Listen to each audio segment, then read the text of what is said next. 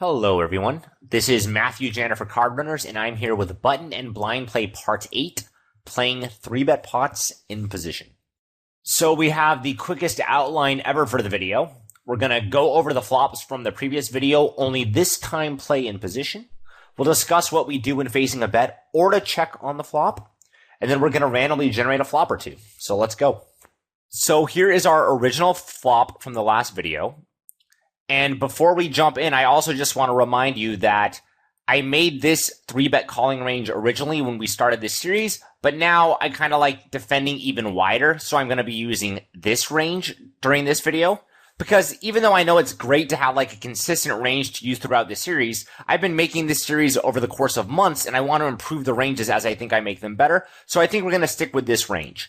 I've mentioned before that I like 4-betting ace-queen off a lot, even though I think most people flat with it. So I do have ace-queen off in this range. It may be a mixed strategy. It's nothing to be overly concerned with, but here I'm going to assume we are fighting with ace-queen off and see how that looks. But I think 4-betting it's totally fine too. All right, so let's just go ahead and jump in. So the first thing I'm going to do is write down how many combos are in our range total, and that's 218, as can be seen right here in Flopzilla. And the next thing I want to do is get a general estimate for how many combos I want to defend. So if our opponent bets a little bit more than half the pot, maybe we'll want to defend something like 65, 67, 69% of the time. Something around there. So let's just say we're going to defend, 218 times 0.6 times 0.65 equals 218 times 0.65. Let's say we're going to defend about 142 combos.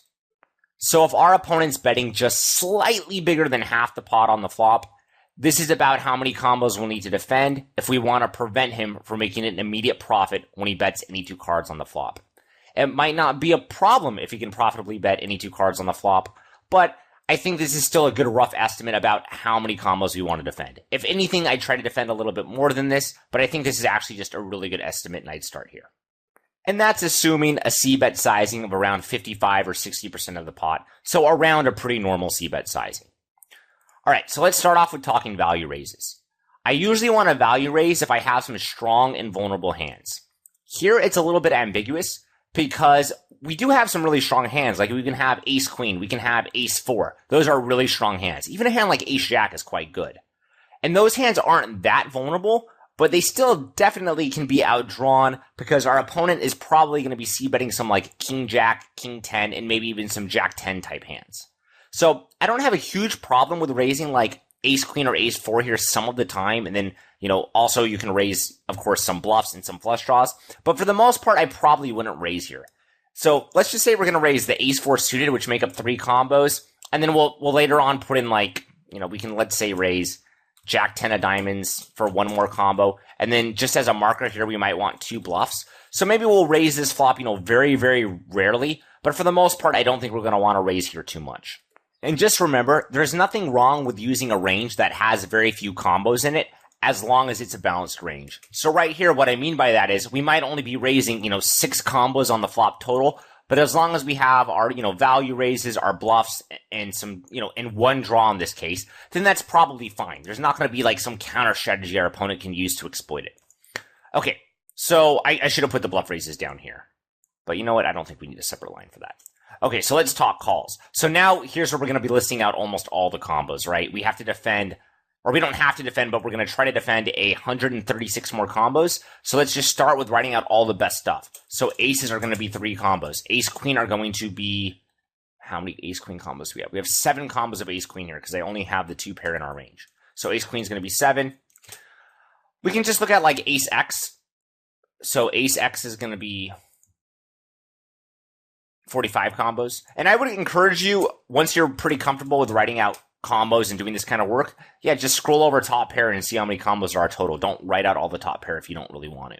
All right, so let's see how many middle pairs we have.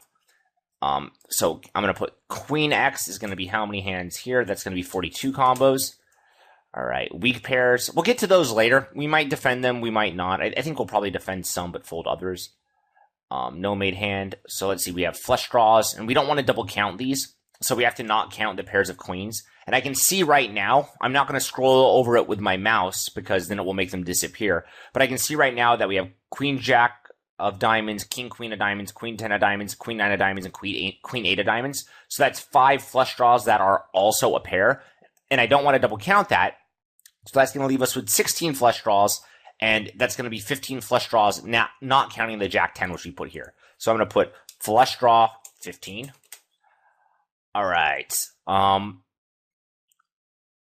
Let's see what else. All right, and then we have gut shots. And those might get bluff raised, but they're probably, I mean, we only are raising 2 bluffs. So we're going to have most of these called. So let's say 30, let's just call them all right now, although I think we might raise 2. So let's say, I'm going to list these actually. King Jack is 15. King 10 is how many? That's going to be another 15, right? King 10 is 15, and then Jack 10 is 3. So notice I didn't double count the flush draws, which I almost did, but we only have 15 King Jack, 15 King 10, and 3 Jack 10 suited that aren't of diamonds.